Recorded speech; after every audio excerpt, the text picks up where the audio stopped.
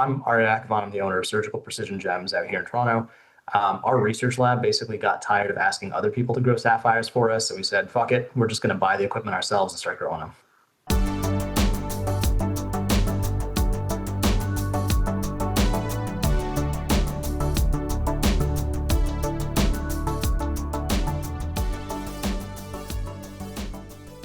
This is your brainchild of a project, more or less. Yeah, I mean, the whole kind of project is my brainchild. Some of the folks that we're partnering with have been doing sapphire research from like the natural sapphire side of things in terms of heat treatment, stuff like that. And then some of the other folks have been doing computer modeling in sapphire for like lasers and like unusual defect chemistry, that kind of like really technical stuff. And when like these guys, like buddies of mine, were like, Arya, what are you doing? Why are you contracting out with other people to grow sapphires? We can model everything on the supercomputers that we're using. And then we already have most of the equipment we need to start growing sapphires. Like, let's partner up. We'll like do this Kickstarter. We'll get enough money to upgrade our equipment, grow the sapphires. And then since we'll have the equipment and we'll have the supercomputer access, we can just test everything out ahead of time. No trial and error, no spending money on like failed runs. We'll just do it that way. And then that way we know that we're going to produce weird stuff.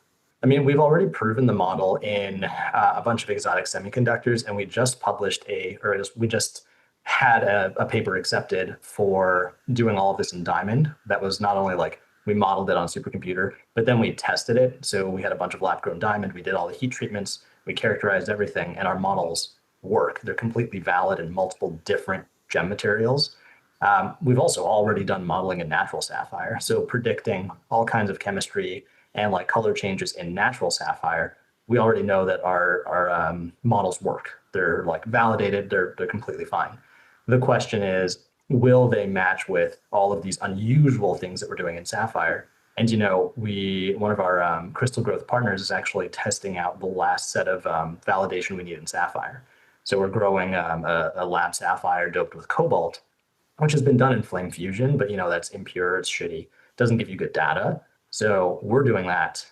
We've already passed off some of our data to them to use to get the growth to work the way we want. And then as long as that turns out nicely, then we've got definitive proof that our models, which already work in natural sapphire and in diamond, will work for these weird synthetics. Have you grown other materials before, or is sapphire is not your starting point? Yeah, so with the equipment that we have, no, we haven't grown anything. The equipment was specifically built to accommodate sapphire growth, as well as a bunch of other exotic, like semiconductor materials that need even more aggressive conditions to grow. So we know that like we have access to all of the folks who have been doing Czochralski growth of other stuff. We've got, crystal growers who are actively doing Czochralski growth of sapphire, but our specific setup, our specific lab has not tested anything yet because, we need to finish the Kickstarter so that we can have the money to upgrade it to do it. Right. And there's no monetary amount on the Kickstarter right now. Do you want to share what your goal is? Yeah, so the cap, like the minimum threshold that we need to complete, it's in Canadian dollars. It's 36K Canadian, which I think is about 24,000 US. And we honestly don't have any concerns about the ability to hit that minimum. There's so many people in the faceting industry that want, just like a couple, like two or three pieces of rough here and there. And as long as we have enough of those people, should be totally fine. Yeah, I would say the majority of fasteners out there probably owe you a few dollars for all the great designs that you've published over the years. Well, Isolation, Void Reaver, and all those that are very popular.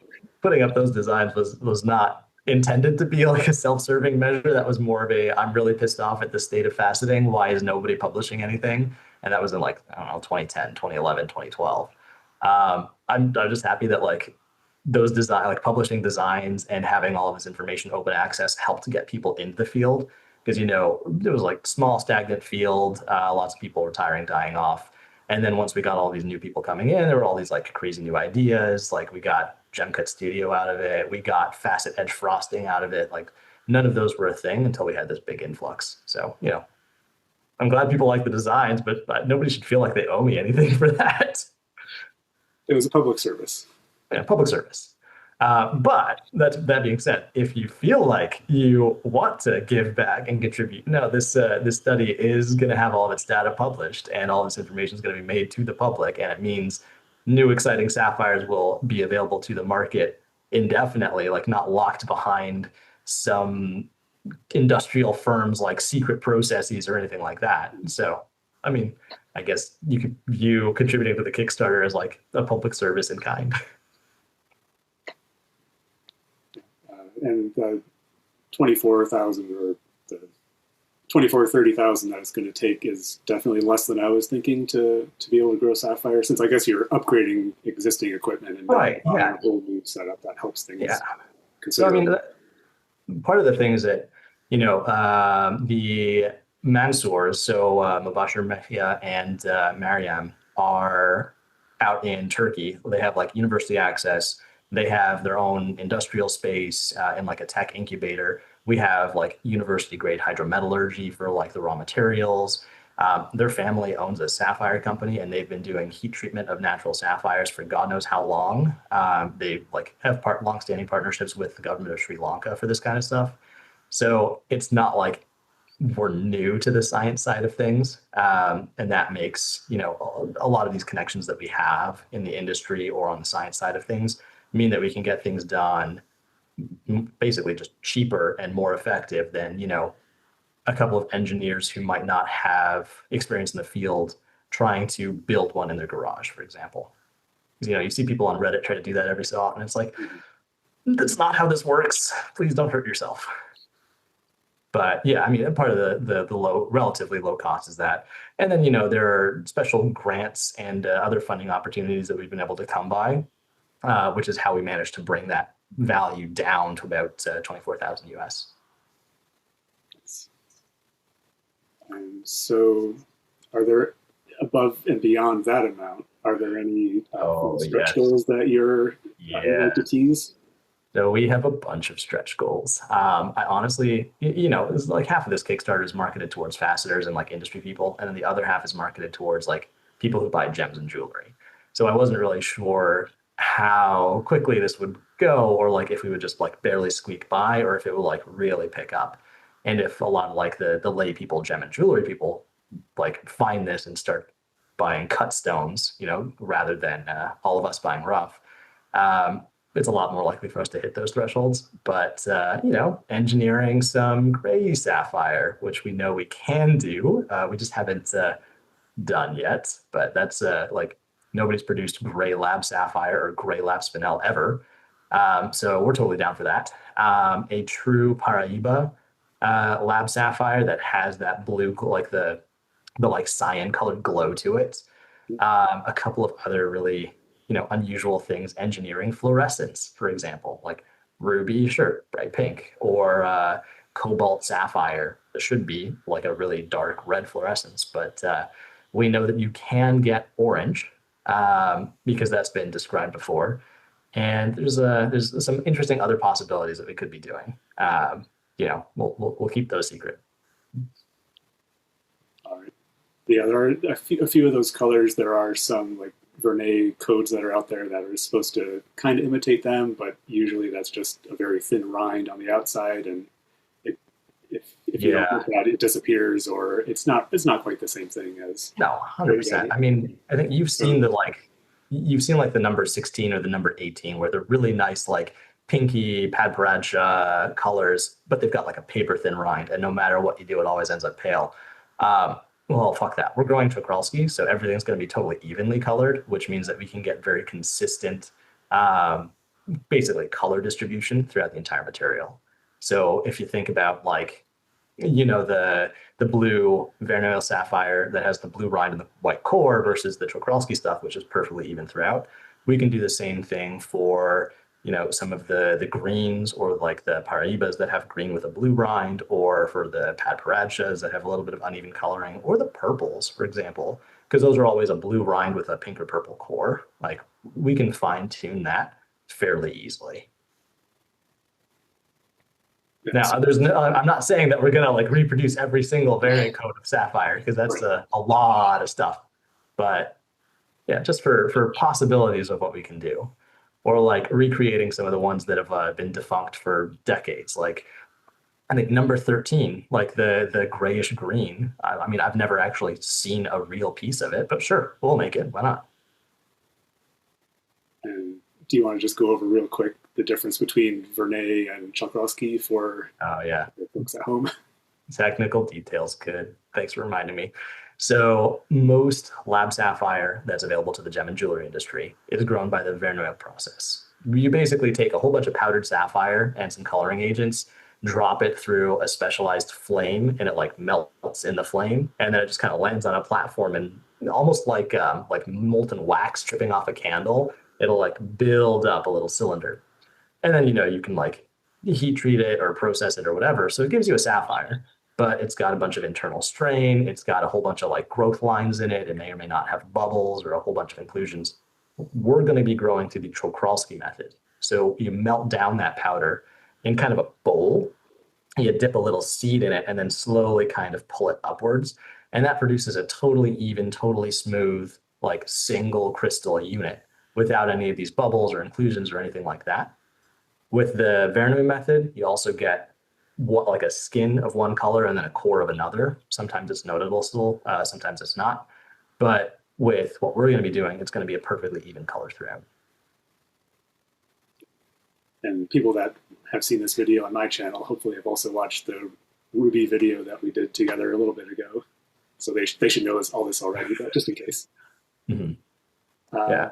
and so is there, I mean, I guess I would think people that want to sign up should keep in mind, like, what's the worst case scenario that could happen here? Like, if you're upgrading your machine, if you make a couple of runs and then that machine breaks, what happens then?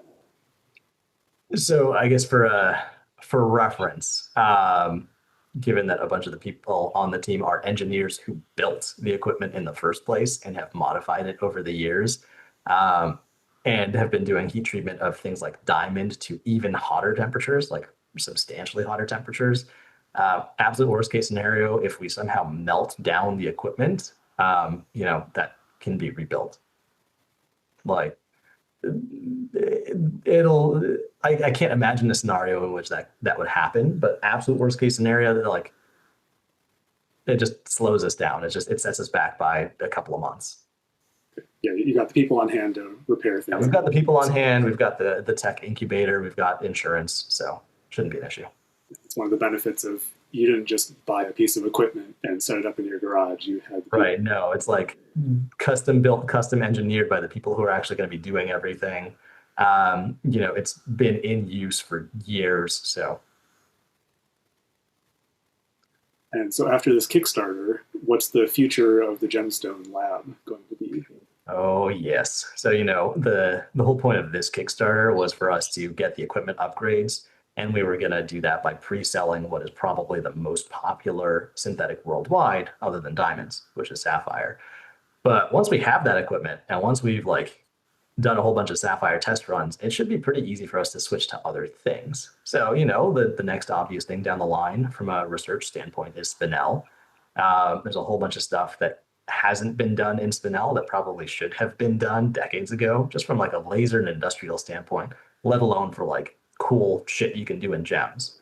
There are other things that you can grow by this method that haven't really been tested out, but would be really cool for gems. Strontium titanate or tausenite. People grow it by the Verneuil method, so it's still got the same bubble issues. It's still got the same like occasional haziness, but we should be able to grow it perfectly clear, perfectly white, or add whatever coloring agents we want. Um, Other exotic things, like the lab garnets, YAG, GAG, LUAG. Some of these have extreme fluorescence. Some of these have phosphorescence, meaning they glow in the dark after they've been exposed to UV. Um, we've got some data behind that, but now that we have, supercomputer modeling, we should be able to predict, model, and custom grow any of these lab garnets to do exactly what we want. So you want, instead of, let's say, YAG yellow that glows yellow, you want something that glows orange? Sure, like let's engineer that. You want a GAGG that glows in the dark for like 6 hours? Sure, like we can engineer that. And then we've got a couple of other targets down the line. Forsterite, for example, has really strong trichroism, so three colors in three directions. Um, Not a lot of people growing that right now. It's only gotten very niche uses, but supercomputer access, like grow your own crystals. Why not grow exactly what we want so we can do that? And then you'll be documenting this as you go along. Will you be releasing it as published papers, or you have a website? Yeah. So How will people be getting access to this material or the information down the line? yeah. So, access to the material will be through Kickstarter. And then any of the leftovers, once the Kickstarter is done, we'll probably end up releasing. I think Steve and Tim Challoner over at Gems of Science, we've been talking to, they're on board for doing that. They're helping us with distribution anyway.